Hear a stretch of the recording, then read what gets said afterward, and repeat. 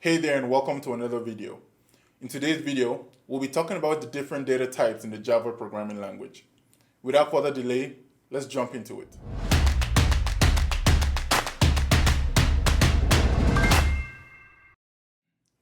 The bit is the most basic unit of information in computing.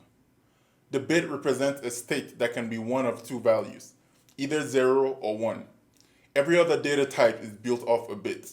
There are two types of data types in Java: primitive data types and non-primitive data types.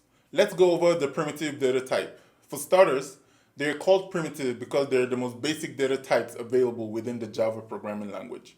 The first primitive data type is the byte, not to be confused with the bit. The byte has a size of 8 bits.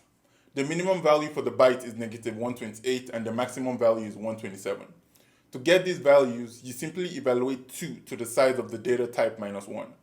We subtract 1 because we're counting from 0. So rather than going from 1 to 8, we count from 0 to 7. So the minimum value would be -2 to the 7 and the maximum value would be 2 to the 7 minus 1. We subtract 1 again here because of 2's complement, which is a topic for a completely different video. The next primitive data type is the short.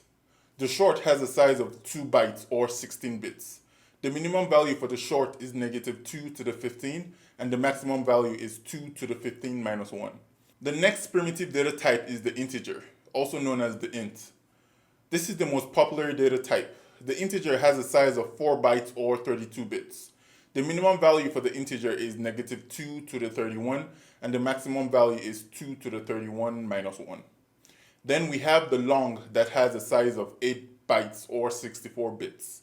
The minimum value is -2 to the 63 and the maximum value is 2 to the 63 minus 1. So far, all the data types we've covered store only whole numbers. The next two data types store decimals, or as we like to call them, floating point numbers. The first is the float. It has the same size as the integer, which is 4 bytes or 32 bits.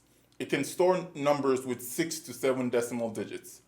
The next is the double. It has the same size as the long, which is 8 bytes or 64 bits, and can store numbers with up to 15 decimal digits.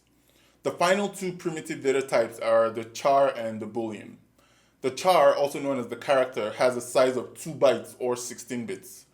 It is used to store a single character like A, B, C, or ASCII characters as seen on the screen here.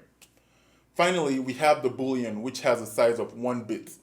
It holds one of two values, true or false, 0 or 1. So far, we've gone over the primitive data types. The next data types in Java are non-primitive data types. The first data type is an array. The array is basically a container that holds a fixed number of values of a single type in a specific position. Those positions are called indexes. The size of the array is established when the array is created.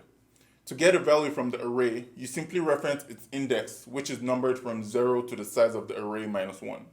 For example, we can have an array of integers like this, an array of floats like this, or an array of characters like this. If we wanted to get the third element in the array, we would use the second index because we always count from 0.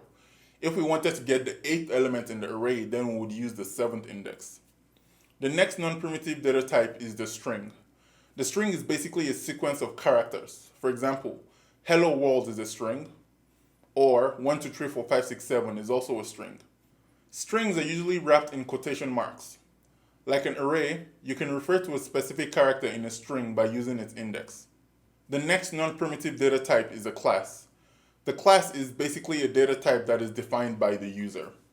It comprises of variables and methods. The variables can be any of the data types we've just mentioned or even other classes. The methods are behaviors of the class.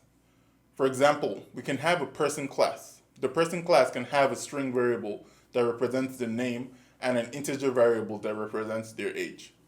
The person can also have methods that describe them, like a getAge method that returns their age and a getName method that returns their name. The final data type is the interface. The interface is very similar to the class except the methods are abstract and they do not have any body. Classes that implement an interface must define their own methods. This is more on the object-oriented programming side of things and we'll get into this in a later video. In the next video, I'll be going over data structures, which are basically a way of organizing and storing data types to be easily read from or to be inserted into, depending on the scenario. Thanks for watching and see you next time.